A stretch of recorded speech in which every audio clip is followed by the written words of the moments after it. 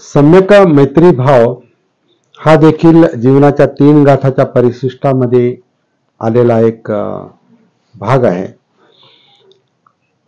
त्याच्याविषयी आपण थोडासा विचार करूया. मैत्री हा शब्द तसा अनेकांना सुपरिचित असला तरी त्याविषयी अनेक गैरसमज आहेत. आपण बऱ्याचदा व्यवहारात जे मैत्री शब्द वापरतो तो सरळ सरळ अपेक्षा आणि देवाणघेवाण यांच्याशी संबंधित असतो. व्यावहारिक अथवा भावनिक गरज हा त्या तथाकथित मैत्रीचा आधार असतो. त्यामध्ये 2 मित्र किंवा मैत्रिणीपासून ते अगदी 2 राष्ट्रांमधील मैत्री करार यासारख्या मैत्री प्रकारांचा समावेश करता येईल. मात्र सम्यक मैत्री किंवा सम्यक मित्रभावना ही अशी नसते. ती निरपेक्ष असते. निव्वळ गरज हा तिचा आधार नसतो. तर सम्यक सतीच्या सरावातून निर्माण झालेली मानवी अस्तित्वाची जाणीव म्हणजे मानवी जीवनाचा बोध हा तिचा आधार असतो. या जाणीवेमुळे, या बोधामुळे जीवनातील ज्या सत्याचा आपल्याला बोध होतो त्याचा परिणाम म्हणून मनुष्य व प्राणी मात्र यांच्याविषयी जो दृष्टिकोन व भावना आपल्या मनात निर्माण होते ती सम्यक मैत्री भावना होय.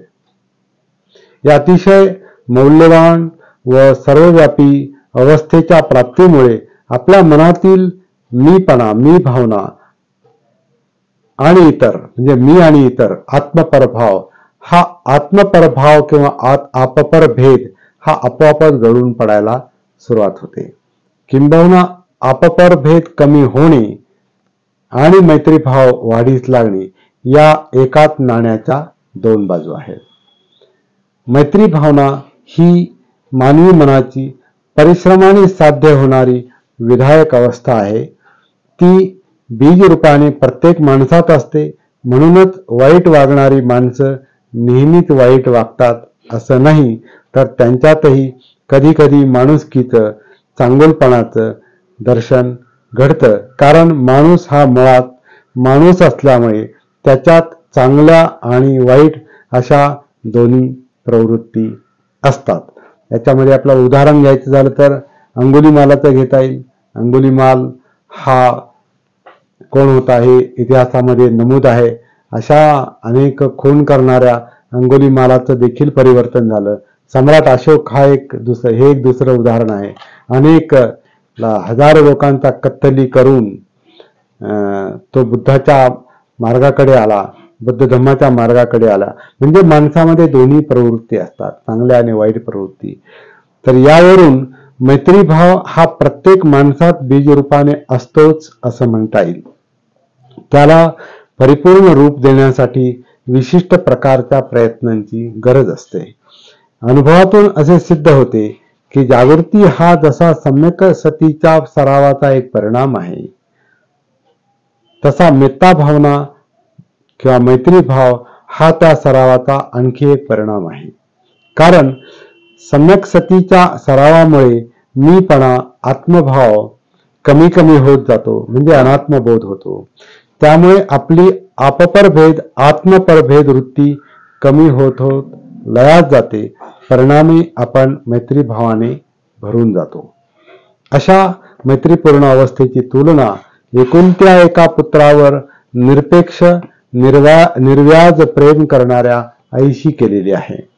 माता यथा नियं पुत्तं आयुषा एक पुत्तं अनुरखे एवं ति सब भूतेषु मानसं भावये अपरिमाणं.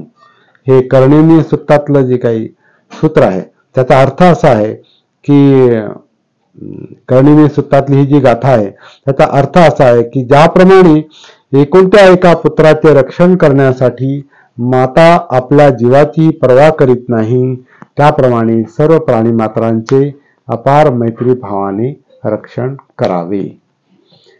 देवदत्ताच्या बाणाने घायाळ झालेल्या राजहंसाचे रक्षण करणारे सिद्धार्थ आणि पुढे त्याच क्रूर देवदत्ताला आपल्या संघामध्ये येण्याची अनुमती देणारे तथागत बुद्ध हे जसे मैत्रीभावाचे अजरामर उदाहरण आहेत, तसे सवर्णांच्या अत्याचारामुळे अगतिक अवस्थेत जीवन जगणाऱ्या अस्पृश्यांना गतिशील बनवणारे आणि सर्वांच्याच हिताची लोकशाही प्रधान राज्यघटना देशाला अर्पण करणारे बोधिसत्व डॉक्टर बाबासाहेब आंबेडकर हे देखील मैत्री भावनेचे आधुनिक उदाहरण होय. हे आज आपण लक्षात घेऊया. धन्यवाद.